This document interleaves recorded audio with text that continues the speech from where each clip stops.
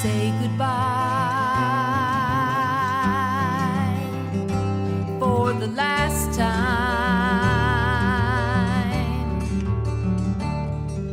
Say goodbye for the last time.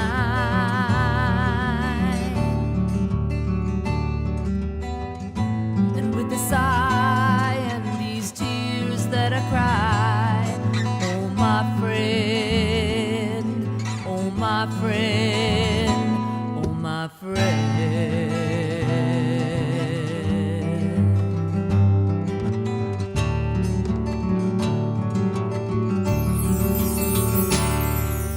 Say hello to the sorrow.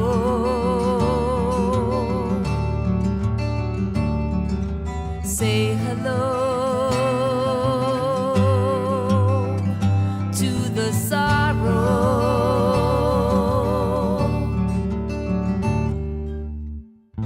And with a sigh and these tears that I cry, oh my friend, oh my friend, oh my friend.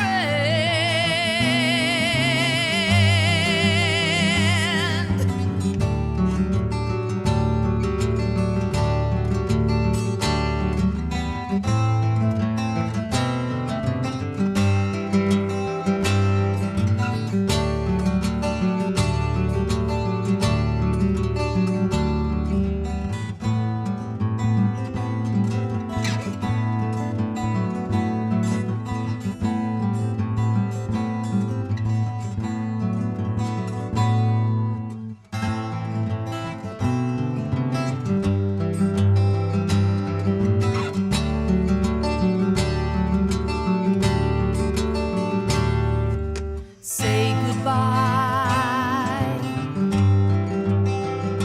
for the last time.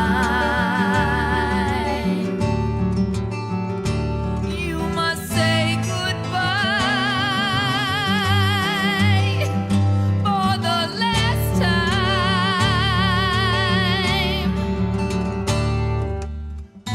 And with a sigh and these tears that I cry, oh my friend, oh my friend, oh my friend,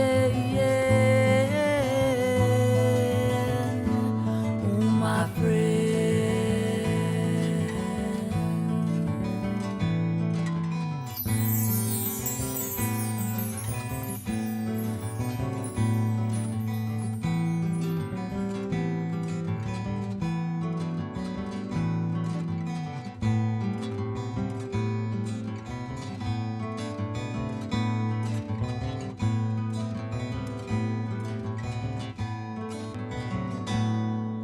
Say goodbye for the last time.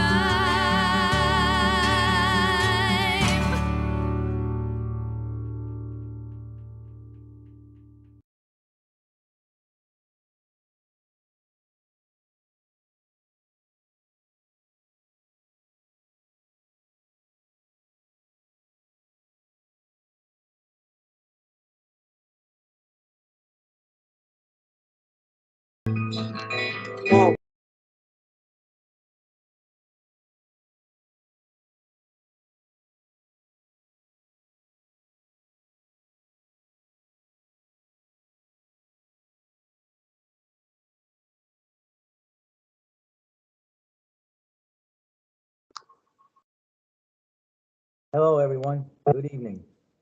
I'm John for Pizza Fratangelo, and welcome to our show, Last Goodbye Dashbook Heroes of America. Introduce my crew, executive producer Nicole, Fratangelo-Berardi, with our commentators Ralph Narciso, Jennifer Perello, and Ray-Stingray. We have a guest tonight, Giles. We're going to talk about Agent Orange and its effect on loved ones, how it's taken so many lives and had so many veterans suffering from its effects. I want to talk about a few of my friends who have lost, not only lost, but many of them are sick. Giles is going to tell us about his friend Tim. And anyway, I know, so I want to thank our Roberta Roberts, produced the song, and Say Goodbye for the Last Time. Anyway, let's get the show started. Giles, can you hear me? Jonna, can you please just stop for a minute? Yeah, I got you, John. Okay, introduce yourself to the public and tell them, you know, what you want to talk about. Giles Purvis, originally from Rockland County, New York. Friend of Ralph Narciso, childhood friend. All grew up in West Nyack. Retired auto mechanic. Basically, biker.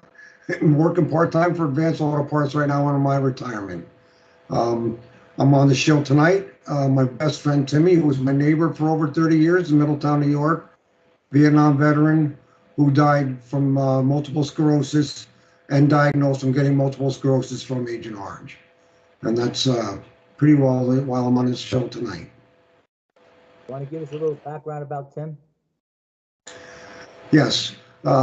Timmy has, of course, just like John, those guys were drafted right out of high school into Vietnam right before the Tet Offensive of 1968. Served until 1969, wounded twice. Purple Heart recipient, Bronze Star with Oak Leaves, and many other medals that he's got hanging on the wall still in his home. Had passed away 2 years ago on April 16th from complications of multiple sclerosis, who he fought a very long battle with for many, many years, as long as I know him. Did he have a family? What's that? Did he have a family? Yes, he did. He has his wife Donna was his high school sweetheart. They were dating when he went to Vietnam. Got married when he came home, and they just got finished celebrating their 50th wedding anniversary before he passed away. He has two daughters, Christine and Kimberly. Everybody still lives in Middletown, in the Middletown area up here in Hudson Valley, in Orange County, New York. Christine has two daughters and a son. Kimberly has two sons and a daughter, so 6 grandchildren. I'm still very good friends with Donna. I just got off the phone with her Saturday after talking to John, Nikki, and Ralph to get a little information on where Timmy has been with the VA, Castle Point, and the VA offices in Goshen, and of course the Point Man project that was started in the early 1990s by Governor Byrne and then taken over by Governor Keene, as far as I know, and the best information I could get from Donna. He was there for 10 days, along with 2 of his other platoon buddies, Bobby Candela and Larry Hackett. Larry Hackett has passed away from cancer due to Agent Orange. Okay, Bobby Candela has one of his kids has defects, birth defects. They consider that also from Agent Orange. Okay, so a lot of tragedy. I know what we call Sandy Sandoval just passed away also. He was another platoon member of Timmy's that just passed away last year of Agent Orange, cancer from Agent Orange. Those guys were in the Central Highland area, Quang Tri Province. They were up there, the A Shore Valley, which is Operation Delaware. Of course, John knows in that area, they went down to Tay Ninh, where the Big Red One was. On their last positions, all that area was heavily sprayed with Agent Orange. They'll, try to open up the Ho Chi Minh Trail so they could pretty much expose the bad guys running supplies down the Ho Chi Minh Trail. So pretty much everything that was diagnosed at, I don't think it was at Rutgers University. I think Rutgers University was involved with the Point Man project. I don't remember what building they were in down in New Jersey when they went through this program. But pretty much when the program was over, Timmy did get the results from this program, but they pretty well squashed it. So a lot of people that were looking for funds and lawsuits over the years, had to go after the manufacturer of Agent Orange. We all know that is. So some people before, I think it was 1994, did get settlements, as far as I know. Again, this is what I know. After that, you pretty well had to sue DuPont on your own to get any kind of settlement out of them. Do you know how long after the service did Tim start having these symptoms? I can't say that I know. I moved next to him in 1985. He was already diagnosed with multiple sclerosis since 1981. So his brother also, which I'll bring into the picture too, his brother was in the Navy, Vietnam veteran. He died of multiple sclerosis too. He was exposed to either Agent Orange on ships or somehow came in contact with that, or from atomic weapons. They don't know, but they figured that both of them, something triggered, like I guess we all have these cells in our body, just like cancer, and it always takes something to trigger it. So whether it's the defoliants or whatever was in Agent Orange, with Tommy, his brother Tommy, I can't say that I know that for sure, but Tommy died before Timmy of multiple sclerosis. He only had it maybe about 6 years before he passed away. Timmy dealt with it for 30 plus years that I knew him. So, that's all the kind of information that I have. He was in Castle Point as the years went by, and he was getting very sick and immobile. He did spend some time in Castle Point. I have to say, I used to go over there at least once a week, and I'd bring dinner. They were very good to him over there. They were good to his wife, Donna. They were a lot of help for his situation at home, being, in the condition that he was in. And I have nothing good to say about that. Some of my friends that I was in the Nom Nice Motorcycle Club actually worked over there at Castle Point. So I knew Jimmy Duffy when I used to go there. He used to work the gate there when I went there. So, that's my experience with Tim and, the VA as far as I know it. Hey, Giles, did you get from when he was there in Castle Point, did the people treating him, like the doctors, and I'm not talking about nurses, I'm talking about doctors and people who are closer to the higher echelon in Castle Point, did they acknowledge that this was from Agent Orange, or were they just beating around the bush? I'm going to say, I don't know if I can actually say this, but I'm going to say they were not acknowledging it. Okay? They were not acknowledging it. In my opinion, that's my opinion. Do I have medical records? Does Donna have any history of this? As far as I know, and I couldn't probably say doctors' names to begin with. But I would say eventually, Ralph, for him to get 100%, somebody pulled the string somewhere to get him 100% disability for his illnesses. So, Right. That's all I can say that I know about that. Wow. Charles, I got a question. What inspired you about your friend the most that got you involved into keeping his legacy alive and awareness to people outside?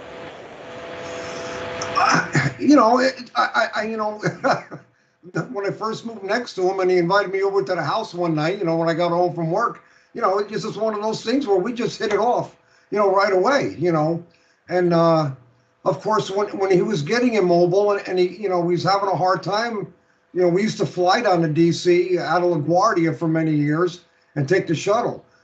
It was to the point where his illness was so bad with multiple sclerosis that driving him down there was not even in the question. We used to take the shuttle, JetBlue shuttle, because if he did have problems, I could get him home every hour. They had a flight coming back to LaGuardia into DC, so I could get him back home. I used to have to carry a bag of medicine with me. I could sit here and talk for hours on all the times he would go into convulsions, and it was a pretty rough time and very scary for me sometimes. Charles, my Giles. wife's Giles. uncle. It's Giles, but you can call me Gil. If that'll make it easier, Ray.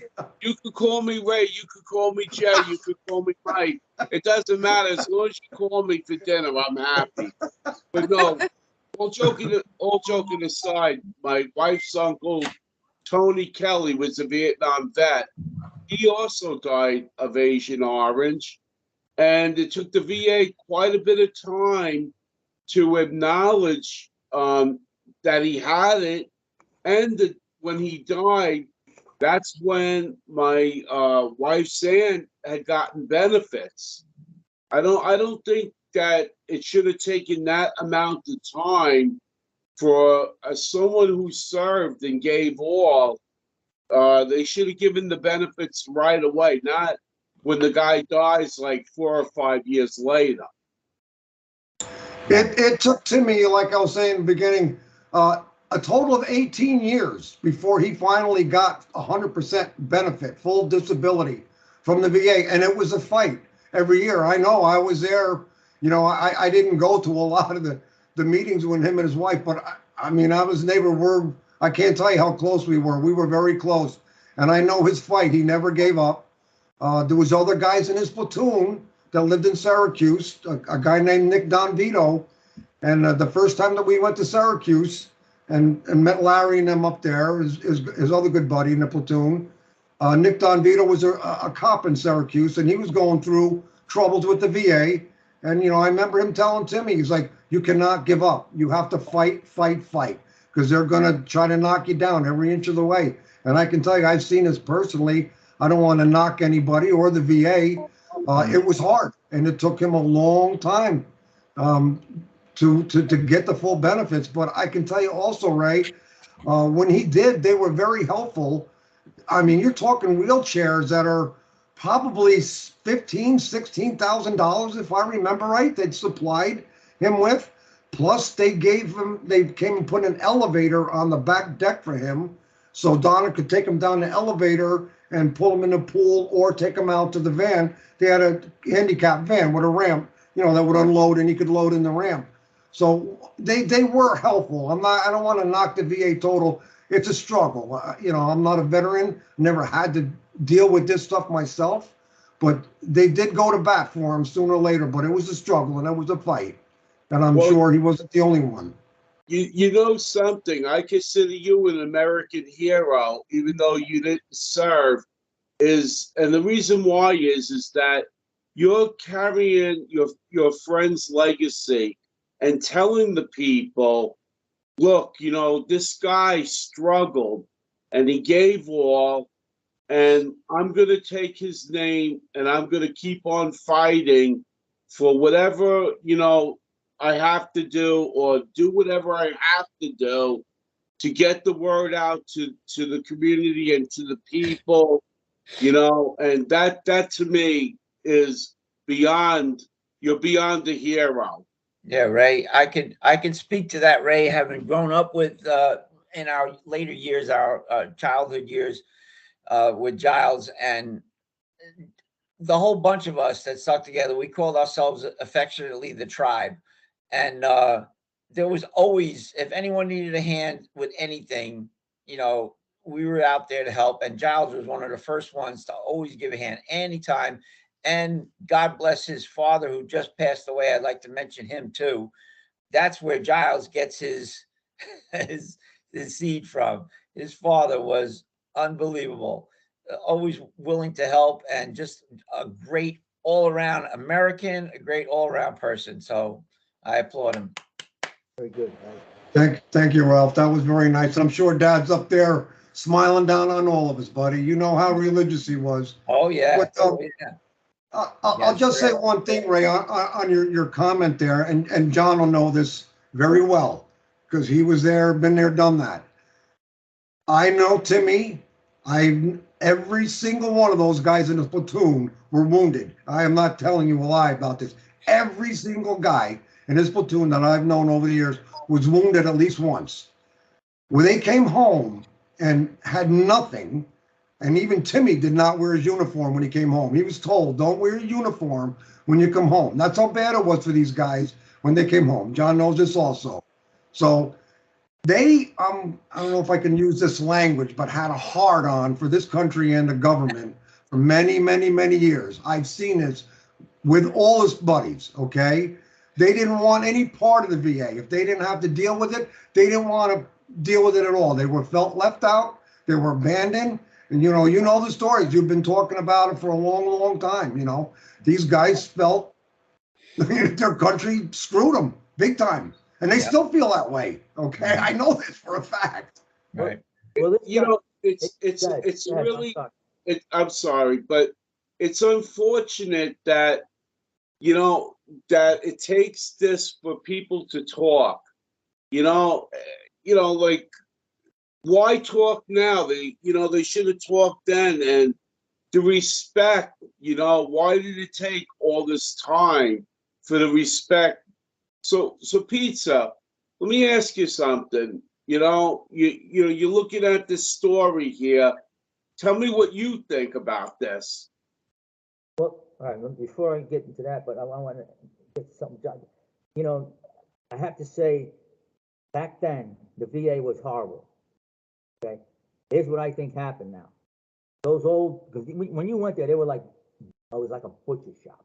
You had they gave you no respect. They gave you no, they got rid of you as soon as they can. You went in there, you were waiting for hours just to try to get seen by someone, talk to somebody. Okay, but what I think happened now, all those old son of a bees are dead now.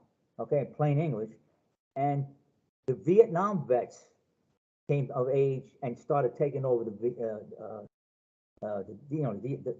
Veterans Affairs. You know what I mean? And I think that's what helped a lot because they knew what it was like. So a lot of the Vietnam veterans are the ones who are taking care of these modern vets now, and they're giving them the respect and the treatment they have.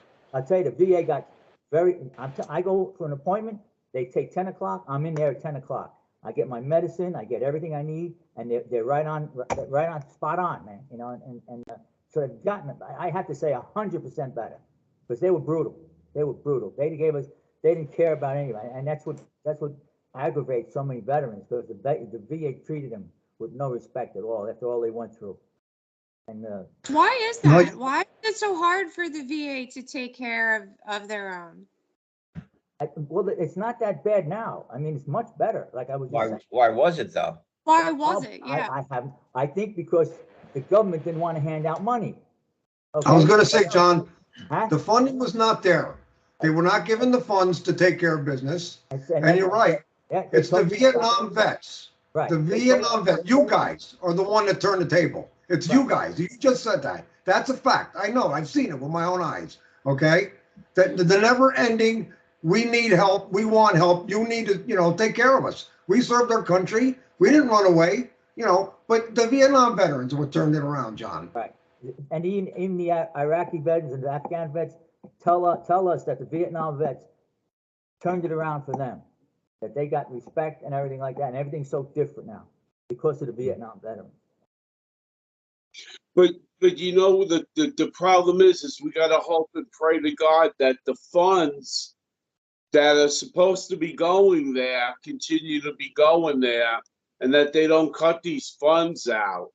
Yeah, but see, Ray, you got a lot of organizations now that are on top of this.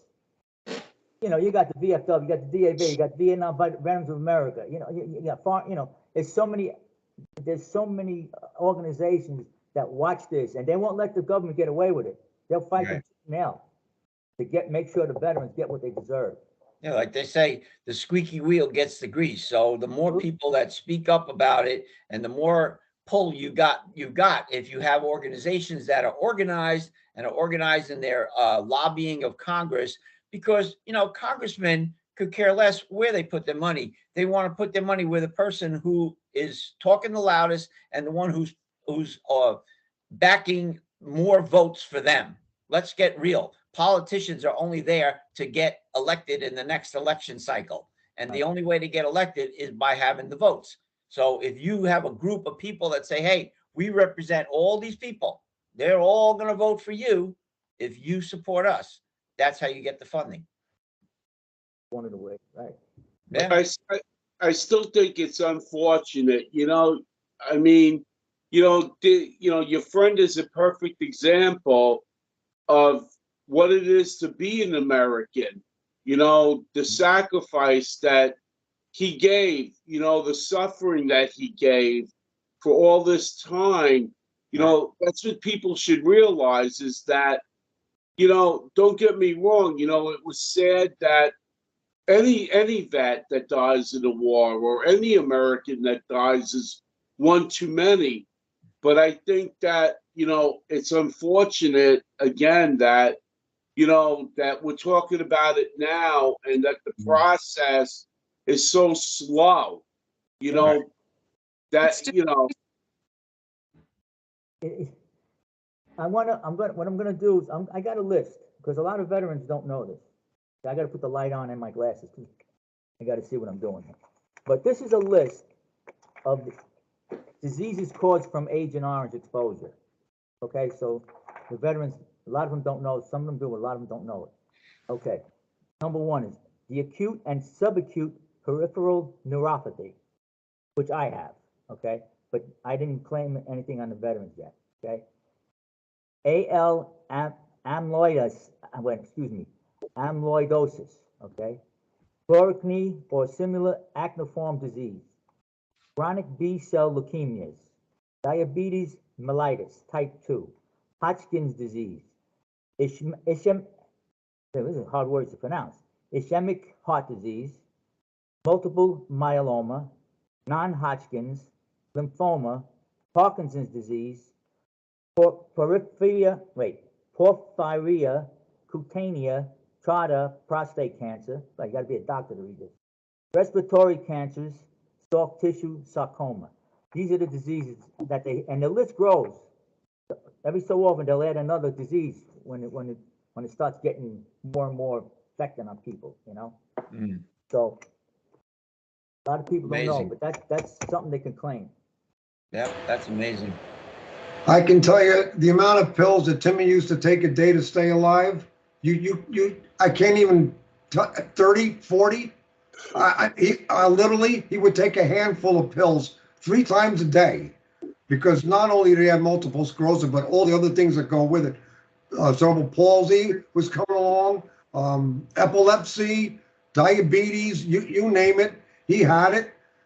He was having heart problems. They couldn't do surgery. He still had shrapnel, John, from the water round. I was telling you, they got it in his shoulder and in his neck. So, they couldn't even do surgeries on him after a while when he had strokes and heart attacks. It was pretty brutal. And it's definitely from Agent Orange blood. Did he ever consider suicide?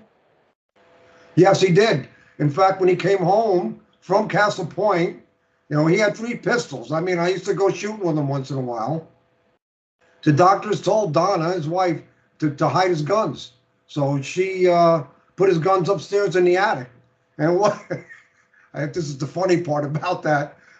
She gave him a bullet that he kept in his drawer, his office drawer. That's all you're going to get is a bullet. That'll make you happy. But your guns got taken away from him. Oh, God. And yeah. But he had three nice pistols too. He had a Walther, and he had a Ruger. I can't think of the model of it. And then he had a Smith & Wesson 357, which that thing was a cannon. But anyway, they took his guns away, bud. Giles, the theme of our show tonight is not just, the Vietnam veteran, of course, how he was affected with this Agent Orange and the way the VA treated him and all that. But we also want to know, how was his family and the people around him affected? Did you see that? Did you feel that from his family members? Kimberly, his youngest daughter, has a lot of medical issues going on. Okay. Again, I can't say positively that her medical conditions are from, him being sprayed and passing it through the genes. It's a very possible. Again, Christine is very healthy, his oldest daughter. The girls, Kimberly was more involved with her father than Christine. Okay. Donna, being his high school sweetheart and married for 50-something years, she was right there with him, tooth and nail, fighting for everything that she could get. So, she had some strong feelings about the VA, until everything came to fruit for him. But it did take a long time. Like Ray said before, why does it take so long to get these people help? Okay. Right. And again, it's bureaucracy, it's politics, and funding. So, this is my own experience, what I saw. But his family was very, very supportive. And Kimberly and I, you might even see her on Facebook me once in a while when I post something about Timmy, Ralph. It's like, right. We're close. Yeah. We're very close. It takes a special person, especially as a spouse. when someone has multiple sclerosis that was as bad as he had it, it affects him so physically that as his spouse has now lost her partner for so many things, that she can't do with him anymore, and fortunately for him, she stuck with him. But there are stories out there in the private sector, you could read them, about people who would just leave their family member, their spouse, over this because they can't handle it. They can't handle someone who's now become a burden to them. They look at it as a burden, and that's the real unfortunate part. And I'm sure there's stories out there of Vietnam veterans that lost their spouses or significant other through this thing. The woman is a saint. I mean, Yeah. honestly, no doubt about it, Ralph. She stuck with him through thick and thin, buddy. And you're right. A lot of people would not deal with that. And especially right before he passed away, Donna was dealing with her mother in a nursing home, plus him. So this poor girl, you're talking 24/7. She's got a monitor. He had his own bedroom downstairs. She had a monitor to listen to him, while she was trying to sleep upstairs. It was brutal, bud. I told you, I used to go over there at least once a week just so she could get out of the house for a while and get away from him. And I take care of him all day, buddy. But, when you got to change somebody's diapers, you're humiliated, especially as a guy. I don't care. Your life becomes, and I'm going to tell you right now, he asked me to shoot him. Okay. I get very emotional about this, but I'm telling you, this is the truth. He was begging me. He didn't ask me. He begged me because that's how miserable he was. He didn't want to be here anymore. It's sad. And it was So a life sad. of hell. A life of hell. Very sad. But what I was wanted to ask you is, if your friend was alive right now, right this moment, and on our show, what would he say to the people? Like, what message do you think that he would send out to the listeners? Well, this is what Timmy's favorite saying was: Alpha Mike Foxtrot. And can I curse on this program? No. Because it means adios, mother. And that was it, okay? And that was his call. He was an RTO in He was a radio man. So that was his favorite saying. Whenever we would depart ways, it's like Alpha Mike Foxtrot. And I knew exactly what that meant. And that was pretty much his attitude, okay? Right. And I mean, this is a far-fetched question, but what do you think about what's going on? I mean, not just with your friend, what's going on over, with these the Marines, with the Camp Lejeune situation, with the cancers. You feel the same way? Do you think by you sending out this message, maybe these guys will go forward to get benefits? Well, from what we all see the commercials. I mean, the television is flooded with the commercials. I don't care what program you're looking at. And I think we're all sitting here, friends with John, we're all rooting for them. They're getting money. So go get whatever you can get out of this. I mean, their families have been affected too. Like we're talking about Agent Orange. It's the same thing. They've been drinking that water. They've got cancer. It's been passed down to their families. This just doesn't go away. You're talking generations of contamination here.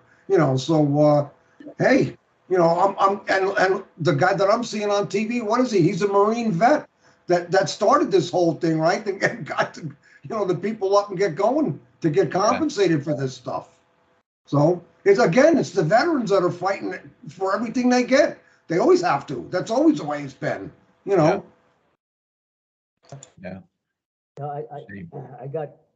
I belong to a bunch of groups. Military Order Purple Heart, Chapter 21, West of Portland. I belong to my PSD group, Control. And I'm going to tell you, every one of them, bar none, has something wrong with them, Agent Orange. They either have heart disease, diabetes, kidneys, it's every single one of them, and they're all under treatment. Okay, and personally, My friends that served with me in Vietnam, my recon, after 45 years, back in 2011, when we finally caught up with each other, I met 8 of them. Okay, I spoke to one on the phone, and told me that he had cancer. He died 2 weeks later after that phone call. My good friend David C., who I mentioned a lot in the book, he was feeding himself through a tube. Yes, he had cancer of the mouth. They were taking his jaw piece by piece. They were taking his tongue piece by piece. He couldn't speak well anymore. He had to go for speech lesson. He was feeding, like I said, feeding through a tube for 5 years. Finally passed away. My friend Tex, who was also mentioned a lot in the book, died of cancer shortly after David C. Charles House, who was another one, died of a heart disease. Every other one of them that I know of, there's something wrong with them. Okay? And I blame the government. I like I say all the time, I'm so angry with our government for doing this to the average Joe who doesn't mean anything to them. We don't mean nothing to them at all, you know. They just brush it aside like we don't exist or we didn't exist. It's just terrible. Yeah. No, you're absolutely right, John. You know, it's call it the peons or whatever. It doesn't matter, you know. I mean, look at the struggles. DuPont and them, they knew what was going on for so many years. They did everything they could do to cover this up and bury it. Okay, anybody that got in their way, they were either buying them out or doing whatever they could do to shut them up. You know, so it's disgusting. It's brutal. It's horrifying, and it's very, very sad that people, because you know your buddies, and I know several other guys in Timmy's platoon that have died from cancer from this, and there's probably other guys in the other 2 platoons that are worse off too, that I don't know. The sad part about it is that I got friends. One of them's a lieutenant colonel. Okay, he said, John, he says it was raining down on me. Okay, he's got all kinds of problems. It was raining down on me. Okay, and they're telling the GIs that it was only going to destroy the foliage. Okay, it wasn't harmful to humans. Okay, and they knew damn well that it was. So this drives me nuts. Okay? It still is. You see, even you see the commercials for people who do commercial lawn work and stuff that were exposed to the weed killer. Forget the name of it now. Roundup. That's causing cancer too now. And same thing, you know. Oh, it's safe. You know, it's safe. You just spray it on the red. These people are spraying it in the air, and all they're using to cover their face is a scarf. Right. You know. Now, if you knew that stuff was that dangerous, wouldn't you recommend a respirator, a full suit, you know? But they don't. They don't. It's the same thing every time. Commercial, big business, follow the money trail. Where does the money trail lead to? Who's in cahoots with it? What congressman said it was okay to give this money to them? We're gonna give you a contract. You know, who did that? Those people are like faceless and nameless. You'll never know who was involved in that. Never. Well, they figure, well, they won't find out for 50 years from now. We'll be gone. You know? Right. Exactly. You know. Exactly. They wash their hands. Right. Yeah, let's pass the buck to the next one and blame this one, that one, instead of sitting down and coming with a solution. Totally agreed. Right. Sad. Very sad. It is. Giles, but you know, here's another thing. We mentioned about the effects on the family, and I'm sure like Tim, when he was begging you to shoot him, okay, was feeling remorse for his wife, that he wanted to put himself down to give her a break, you know, from all this hard it was. Yeah, John, you know, it was a combination of that too. And the only thing he had movement in was his right hand. You know, I can't tell you how debilitating it is, if I'm even saying the right word, when you cannot take care of yourself anymore. It's horrible. I mean, I had a cousin that died of muscular dystrophy when he was 26. So my cousin Timmy, his name was Timmy too. It's the same thing. I mean, when you're not mobile and you can't function, you don't feel you don't want to, there's nothing there to keep you going.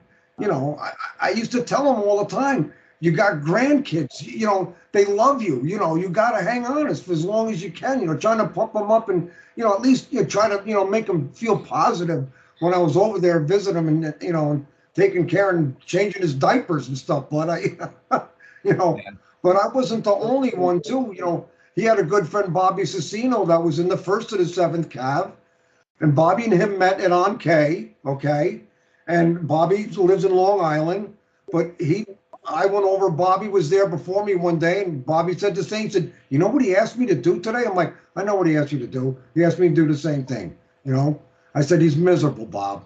He doesn't want to be here anymore. Can you blame the poor guy? I mean, really, you know?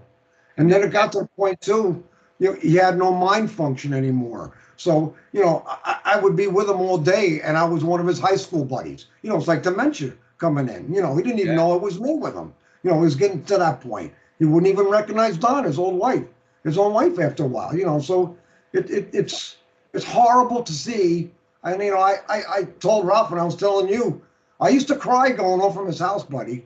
You know, I've known him when he was still pretty healthy and able to walk and move around. And I can tell you, we went to concerts. I have done so much together with that guy. He's one of the best friends. Ralph never had the opportunity to meet him, but a lot of our other friends did meet him at the Super Bowl parties I had at my house.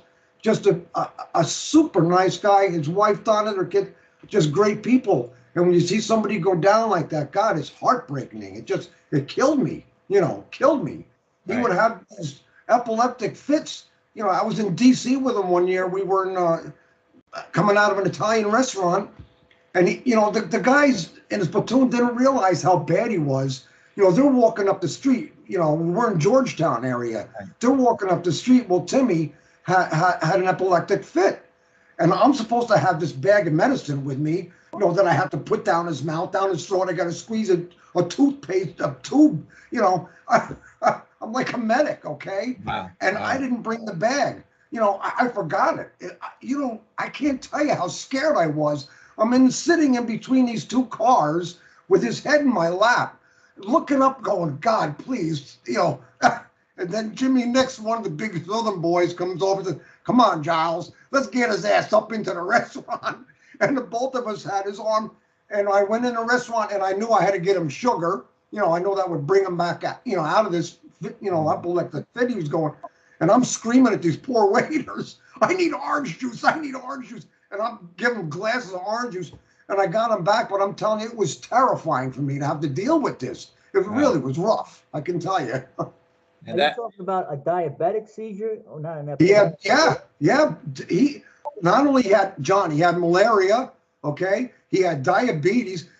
I told you he was getting cerebral palsy. He had epileptic fits. You know, all of this stuff, it just wasn't the multiple sclerosis. He had all these other things compounded, you know, and, you know, MS, it just tears your body apart piece by piece. It deteriorates your body. I mean, the man lived on prednisone. It was horrible, bud, horrible. I had a friend of mine who was a plumber also, who actually was in I think it's about 3 or 4 years now.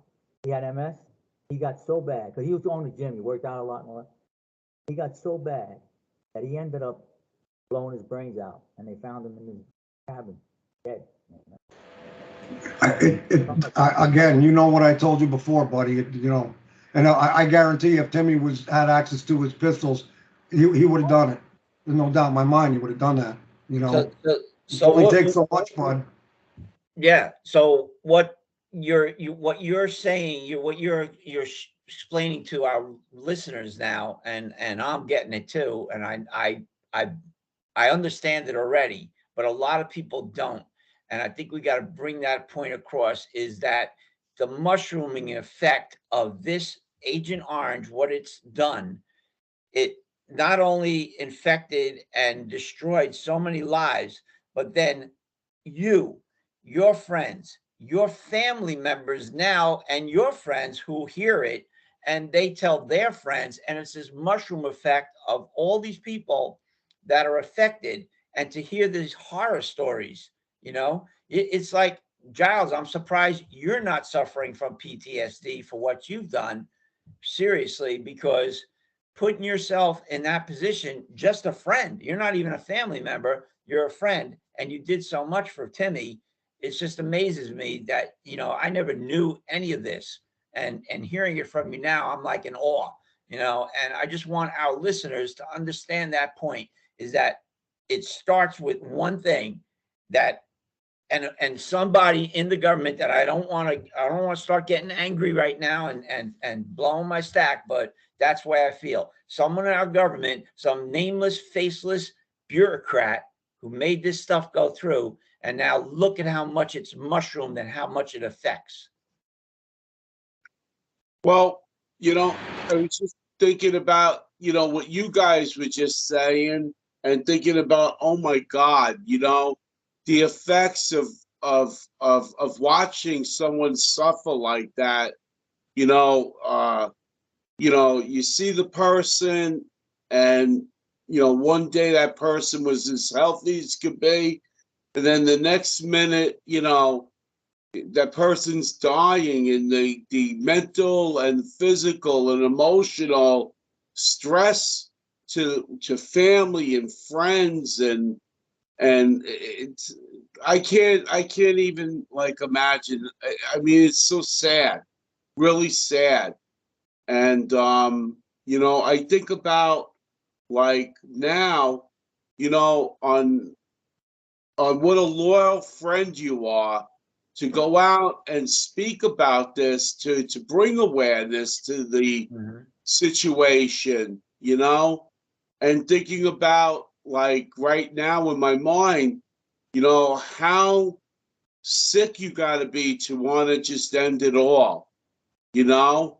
I mean, you know, you're talking about a guy who gave all in the military, went through all the military, you know, went all through Vietnam like pizza, and now, you know, you're dying, and you know that there's no hope, and you're just hanging on, and you're contemplating and begging, you know, to die. It just should not be like this. There's a lot of people suffering out there. You know, they're in my prayers every day. You know, right? You know, I can't. You know, again, I was so close to him after a while. We went through so much together. You know, every time he was in a hospital, I was in a hospital with him. You know, it was. I'm starting to cry now. It's pretty rough. Well, you know what? One thing I'll say, his platoon buddies, when he couldn't make the trips to DC anymore, I finally told Donna one year, I'm like, Donna, I can't do this anymore. I said, you know, he had an epileptic attack. Have you ever been in DC? Union Station is the big railway station and subways there. He went down on me in the street. Thank God, you know, somebody in a car got out and helped me get him up off I'm in the middle of the road with him, and helped me get him off into a grass area, you know. So, and I'm losing my concentration on talking the story. But when Donna, I told her I can't do this anymore. You know, it's like I'm so afraid he's gonna go on me. You know, that's how bad he was gotten to that point. But once he stayed home, buddy, all his buddies came over to the house every Veterans Day. They never get, you know, we used to call it the Range Platoon Reunion. Those guys came up every single year. They never stopped meeting each other. So, you know, you talk about camaraderie, John knows with his buddies. That's something we'll never know. Never in our lifetime. We'll know something like that. What was one of your memorable moments that you can remember with him? Oh my God, there's hundreds of them, bud. Okay, so we're at a concert at the Orange County Fairgrounds over here. I can't even remember who we saw that night. It might have been Hart or somebody. But Timmy and I are walking up, and we come up to the fence. So everybody's climbing up over the fence to get over instead of going down and out one of the exits. So Timmy's got the bright idea. We're going over the fence, okay? It's the first cab forward. We're going over the fence. And of course, the top of the fence are like this, okay? If you can see this. I'm like, you're not gonna make it over the fence. He goes, I'm gonna make it.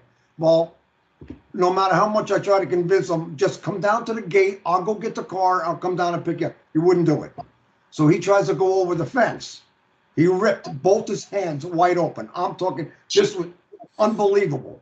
So now I got to take him to the hospital up there in Middletown.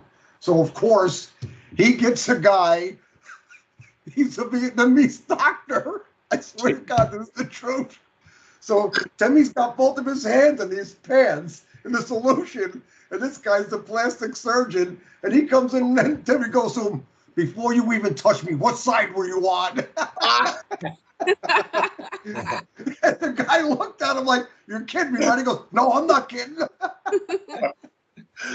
Oh, man. But yeah, it never, you know, it never left him. But I mean, I got 100 stories with him. We had some great times, buddy. I mean, that's just one of them. He tore his hands to pieces. I don't know how many stitches he got. And now they got to call Donna. And Donna's like furious. She's out of her mind with me. She's going to kill me when I get home. She goes, he's with him. He better bring him home in the morning. I'm not coming over there. Let him bring him home. So I did, full of bandage and full of stitches. But yeah, that's one of my favorite stories with him. But that was, yeah, what side were you on? Never goes away, bud. Well, at least he was honest, you know? Yeah, he wanted to know, are you on side A or side B? Because there's no in between. Yeah. And another story I got to bring up. We were sitting in our hotel room at the Phoenix Park Hotel. That's where we used to stay every year on Veterans Day in Washington, D.C. So Timmy's telling me about the time they called this battle in Ashore Valley, Granneman's Hill. And when I read John's book and he was talking about the 10-second and the 5-second with the grenade, right? When you're practicing throwing grenades. Timmy's telling me a story, good and bad. They walked into an ambush, and of course, the bad guys let him and a couple other guys get through the killing zone, and then they opened up on him. So everybody in back of him is down and out. Timmy and two other guys, every time I picked up my head over this log, I could see the guy with they had a 51 caliber machine gun, right, John? I could see this guy with a 51 caliber trying to shoot my head off with a big smile on his face. So he says, I get around, I crawl around this log. He said, I take my grenade out and I pull the pin and I threw the grenade in the bunker. He said, and they threw it back out and it landed next to me. So John's talking about the 10-second rule, right, John? Yeah. You pull it, you throw it, but you're supposed to wait 5 seconds with this live grenade in your hand and then throw it when you're in close range. And him and I'm telling you, it was the funniest thing. You had to see his face. I can't even describe it. I mean, he was reliving this whole thing. We were rolling on the floor. I told him, well, Tim, 10 seconds or 10 seconds. You got to hold that thing for 5 before you throw it in there. But he was lucky to roll away from it when it blew up, but didn't get hurt and still got off the hill alive. But Wow. yeah, that's some of the stuff, some of the funny stuff with him. Yep. Hey, Jen, you didn't say anything all night. What do you want to say anything? I don't know. I'm afraid to say too much. I don't want to get us in trouble, but I just, you know, to me, this whole thing is infuriating. You know, Ralph, I know you probably feel like something got the gist of how you feel as well. It's infuriating that our government, you know, they put you in this position. It's almost like they treated them like they were disposables.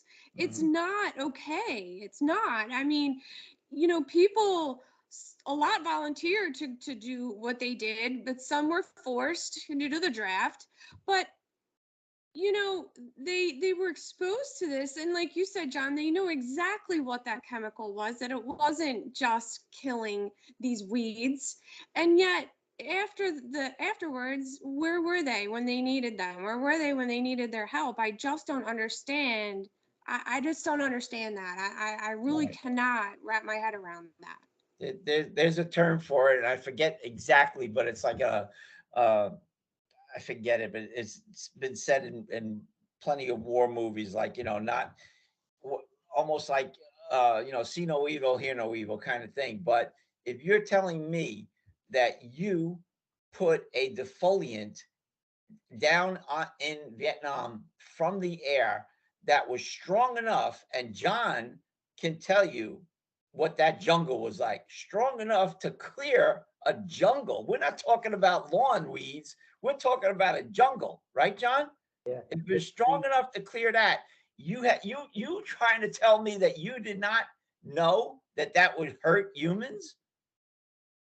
Well, I mean, John, right? you know, me and Judy went to when we visited her parents in Florida. We went to Disney World, right? And I couldn't walk too well. I was, getting up. It was only a few years ago. So I sit down where she went to walk to see what was going on in the pavilion. So I was sitting on a bench, and I had my Vietnam cap on, and this guy is walking, and he told me on the bench, and he said, "Oh, you in Vietnam?" I said, "Yeah." He said, "Yeah, I was there. I was in the Navy." And we started talking. He told me that he was in charge of the chemicals, right? And he said, "You think Agent Orange was bad? They got another chemical. It was purple. Call it something purple something, right?" He said that was even worse than Agent Orange. He said there was so many chemicals there that people don't even know about. Okay, so we're only focused on Agent Orange. We don't know anything about this other stuff. But he told me this purple stuff is worse, and they were dumping it on Vietnam just like Agent Orange. I got the term now. I looked it up on my phone. It's called plausible deniability.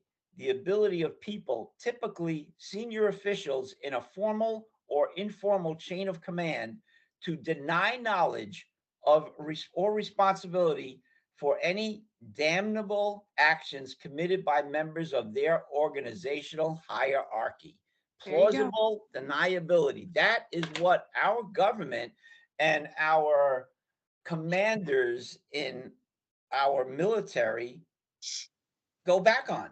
That, they didn't know. They didn't know. Plausible deniability. I didn't know. It's a They say shame. the soil in Vietnam is still so severely contaminated. I can imagine. Doubt it. And that's an angle that I didn't even think of until you just said it.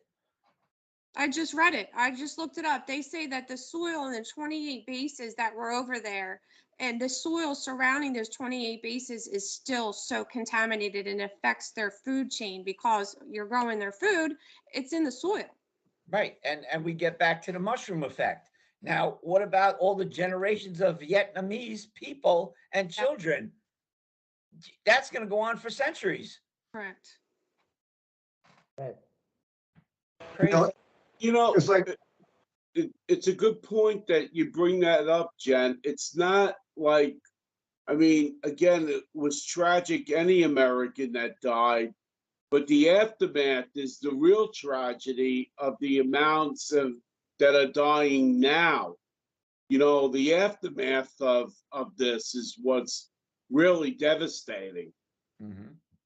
Well, don't forget, not only did they spray, just think of all the bombs that were dropped on that country, and what happens to the earth and everything that just goes flying all over the place. You know how many bombs were dropped in Vietnam? Yeah. Right. Thousands and thousands of them.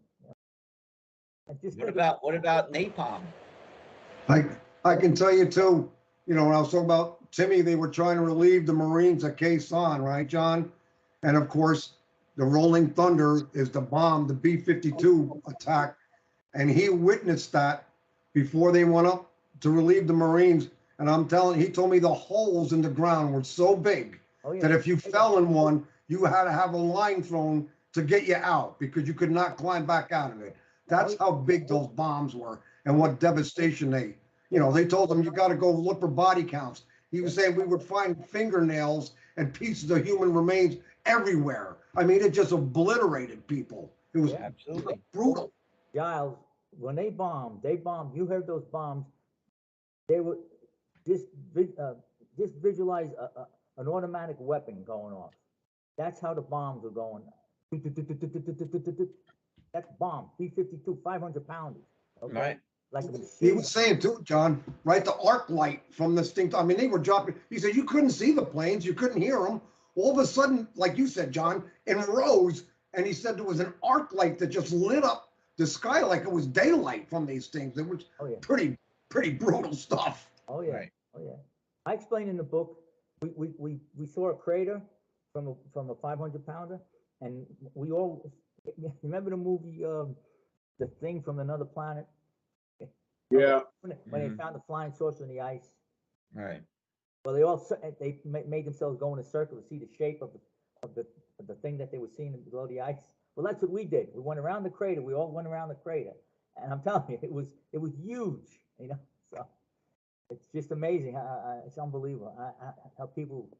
I mean, And what you're saying, John, is exactly the real reason why you wrote your book, The Last Goodbye, is to tell people about what it's like to actually be in a war, what it does, the effects it have, what we're talking about tonight with the mushrooming effect, the things that people would never think of, like Jen mentioned, the contamination of the soil, the generations of Vietnamese people, the generations of veterans affected by this, and what war does to the mind, to the physical sense, to your safety of feeling you're safe in the world.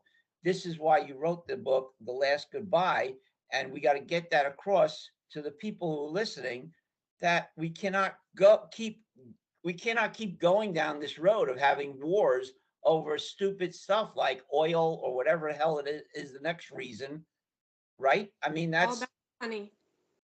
right. Follow the money trail once again. well, I think I was telling you before the show that a friend of mine who worked, actually, Ralph, he worked in General Motors, John Pascal. He was in the touring. Mhm. He had lost a leg in Vietnam, and I had given him a book. A sign. He called me. He wrote me a nice letter. All right. So I got it. And I called him, and actually this morning, very day. And we were talking. He said, "John, I read your book." He says, "I loved it, man." He says, "You have no idea." He says, "I can relate to this book from the streets of the Bronx to." But the thing that really got to him was that you don't. A lot of books you read, but they don't really go into details of what a person goes through when they're wounded. Okay. Mhm. He said, when I was reading your book, when you held on, would reach behind you and held on to the bedpost, he said, when the doctors grabbed your leg and all that, he said, he says, I know what you, because I had to do the same thing when they were messing around with my leg, you know, Oh my God. lost his leg, but I don't know if they had to cut it off, if he just got blown. Mhm. But he said he was reaching back just like me. He says he couldn't believe it. He says, it's unbelievable. And people don't know this. People don't know the incidentals that go with Right. getting wounded and the healing process and all the things you got to go through. Right. He was appreciative of that book. Absolutely. In your book, it's so gripping, that one section of your recovery in that hospital, with the infection and everything, and you could feel the pain through your words that you were experiencing, even though I know I did not feel that pain. God forbid, I would never want to. What you went through, though, I could feel it from the way you wrote your book. Yeah, thank you. Yeah. And you know what, Pizza? You know, the aftermath again, like, you have arthritis, you have this, you have that.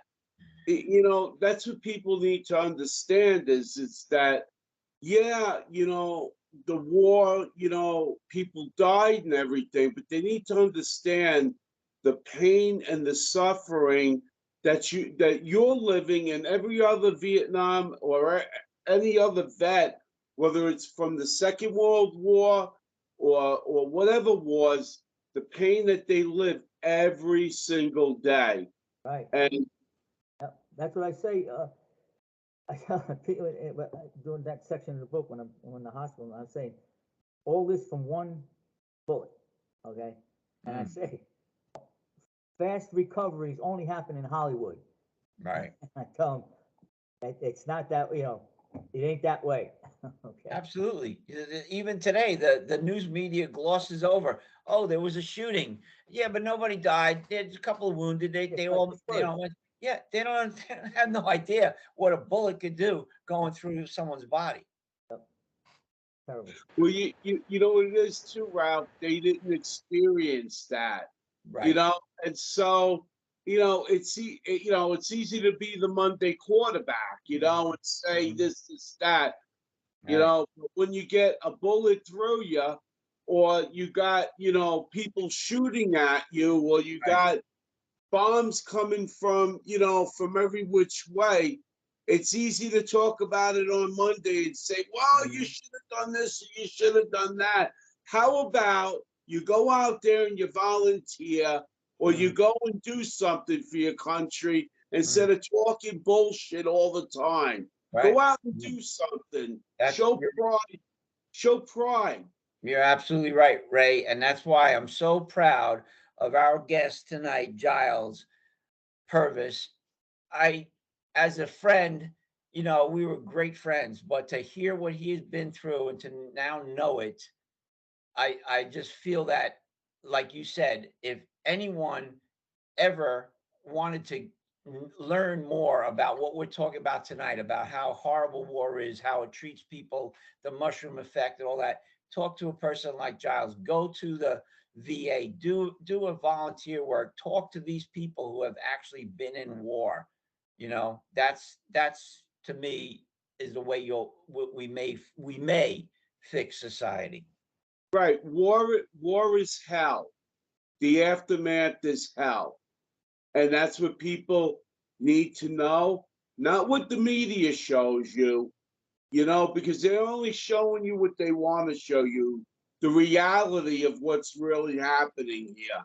Mhm. The reality of the guy who goes and shoots himself because he's sad, because of people like your friend, or he goes and does something because he goes on a rampage. Yeah. It's because society has forgotten about that these people need help.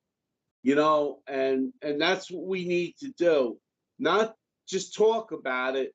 Let's do something about it. Let's volunteer at a VA, or let's go to a VFW event and talk to the vets and see what they went through. Yeah. And maybe make them a meal. Maybe make them a meal and invite them over and say, you know what? I'm going to do this once a month. I'm just going to make a meal and have them come over and let them talk about whatever they want to talk about, and just make that person happy for a few minutes. Yeah. Right. See this here? You see that? Okay, that's a Purple Heart. Absolutely. All right, now, this particular Purple Heart is not mine, okay? Bruce Palaccio, Ralph, you know Bruce, Yeah. called me up. They found this Purple Heart. It belongs to a guy named Jacob Goodman, who was a World War II veteran who died. They found this in a house, and they don't know what, you can't get a hold of anybody. I tried online, everything. Bruce tried, we tried. But tomorrow, Giles, you'll be interested in this. Tomorrow, I got to do an interview with Ronnie Imbris, okay, at New Windsor Purple Heart Hall of Fame, Hall of Honor, okay? Yeah, John, I work right down the street from there. Right, I'll be there tomorrow at 9:30. Okay. And I'm going to bring this with me. Because they might have better connections, know how to get in touch with this person's family. If not, at least they can display it in the Purple Heart Hall of Honor. You know what I mean? So I just want to let you know that, Giles, because I'll be there tomorrow. Yeah, I told you, I took, when it first opened up, I took Timmy over there and got him registered. So he's in their files over there, John. And they just got finished redoing the place again. There was a lot of construction going on there. I haven't been over there. I mean, I drive by that place at least once or twice a day delivering auto parts. Yeah, Great place. Yeah, it's a nice place to visit. It really is. What the job they did on that is nice, man. I remember the theater they had downstairs, it was pretty nice. I don't know what renovations they did to make it better, but it was really nice when I went there and took Timmy there. We went downstairs and watched the movie, I was on that film. Yeah, I know. I didn't realize, now I know it was you, but yeah, when you said that, yeah, absolutely, great, awesome. Great. Nikki, how we doing with time, baby? We're at an hour and 5. Okay, so I guess we'll wrap it up, huh? Can I can I just make a comment before we wrap it up? Of course. I just wanted to reach out to all my friends out there and family and say, listen, we need to come together for the people in Florida with the hurricane. They're in dire straits. A friend of mine had contacted me and said that they're in very, very much need of supplies, money, volunteers, to go down there. If I was healthy enough, I would go down there, but I'm not, unfortunately. But like, reach out, to your, local charities that participate. Knights of Columbus out here is doing a big drive for the people. Reach out to whoever you can to help these people, because they're definitely in my prayers, and I'm sure your prayers. They really got messed up. Lost everything they had. I just want to thank you all for having me on tonight and talking about my dear good friend Timmy. I miss him, man. I really do. Now, a lot, I mean, He sounds like a wonderful person, and He was a great guy. Had many laughs and good times together. And with Donna, I'll be over to her house next week, getting her snow blowers out and everything. And Sharon and I'll be over there seeing her on Sunday. So we're still close, and it's like you said, John, I got you 6. It'll always be that way, buddy. so I was just gonna say, that's good that you came on, because now the people, the world, whoever's watching, knows Tim existed. Right. Tim, Right. And that's a big thing for his legacy. The way you explained it, Giles, you placed importance on his life, and what you've done for him through his life. You've helped him so much. I'm really proud to call you my friend. You But are the a true patriot. A You're true here, patriot, guys. not only to your friend, but an example of what it is to be an American and what it is to give and love. And I would have a cup of coffee with you anytime. I would love to sit and talk with you, because you're my kind of people. Thank you very much. I appreciate it. Very nice. I'll sign off for Timmy. His call sign on his radio was 6 India, right? So, I said it before. So this is 6 India, Alpha Mike Foxtrot. Okay. And that's signed off for Timmy, my dear friend. Good, thank you, and give her all of our condolences to the family. All right. I will pass it on. And John, if I can get up early enough tomorrow morning, it is my day off, I'll try to get over to Purport and see you. So we gotta be at 9:30. You gotta be kidding me. Okay, bud. All right, Giles. and I'm just letting everybody know that something happened with my broadcasting. We were live, you just couldn't see us, but you heard us. So I'm gonna edit the show right after we get off, and it'll be rerunning again if anybody missed it for tomorrow, so we can see our lovely faces. But the show was live here, but I don't know. You're doing a very good job, Nikki. You Thank really, you, Nikki. I commend you, honey. You're doing a nice Yeah. job for your dad, sweetie. She's the best. The I saw, best. Yeah. I saw it go Puts like up with this. a lot. I saw it go like this at the beginning of the show. I said, "Uh-oh," because then I lost all my concentration to open up the show. I said, "Oh my God." I told I Something said it's was very wrong. hard for me to, like on one of the shows, I had a technical problem. So you forget, because I'm on a different screen, and I forget that everybody can still see me. And so Right. I'm making all these facial expressions, and here we have our guest talking. And I'm like, oh my gosh, I said to my dad, I was like, I hope these people aren't thinking like I'm making face expressions and what he's saying. But I'm like, my guy's like, I'm trying to do all this technical stuff. So Yeah, it was like it's hard to, I forget I was that. like I was like Jackie Gleason when I saw her do that. I said, Well, it's funny. Gianna kept coming running over. She goes, Mom, I can't see anybody. I was like, I know, I'm working on it. Mom, I only see the Liberty sign. I go, I know, I'm working it. Mom, I was like, I know. I'm like, Technical difficulties. Oh, man, no, I'm gonna, once we edit it, you'll see it. It'll be fine. But at least everybody heard us. So Gina will be our next producer. She's gonna carry your legacy. Gianna. If she could, And she carries a quarter of your legacy. Believe me, you've done a great job. Thank you. I'm hoping. I will sign off, Nick. All right, She's a come on. good kid. All right, thank you, everybody, for seeing. Yep. Okay, Giles, everybody. thank you for Thank you for having me, Nikki, John, Ralph, Ray. Giles, Thanks, Jen? guys. Everybody, have a good I hope night. I get to see you tomorrow. God bless everybody. Peace be with you. God bless you, buddy. Love you. Bye. All right, everybody, good night. God bless. Thank Good you. night, John. Take care. Tune in next time.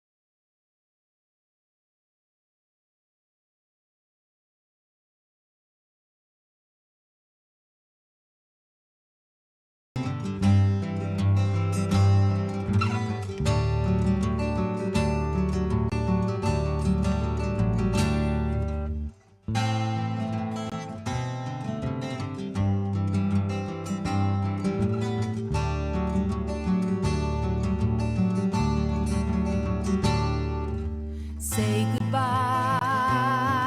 goodbye for the last time.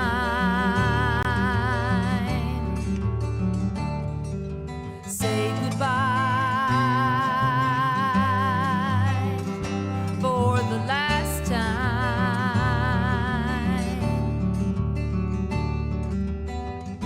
And with a sigh and these tears that I cry, oh my friend, oh my friend, oh my friend.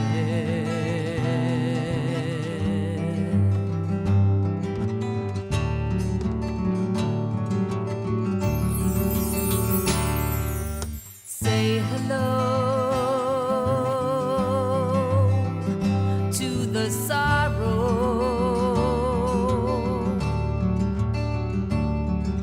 Say hello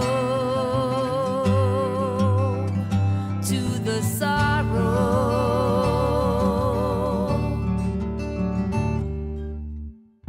And with a sigh and these tears that I cry, oh my friend, oh my friend, oh my friend.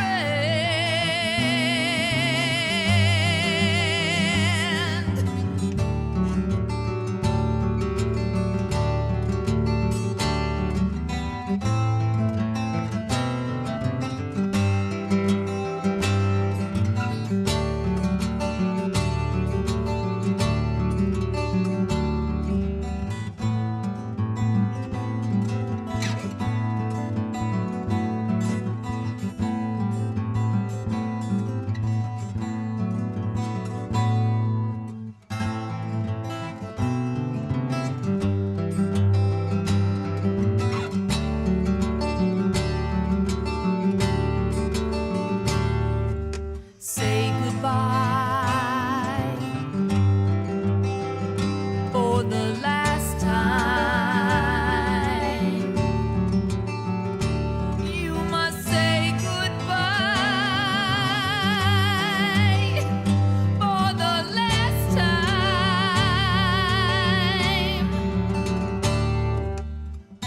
And with a sigh and these tears that I cry, oh my friend.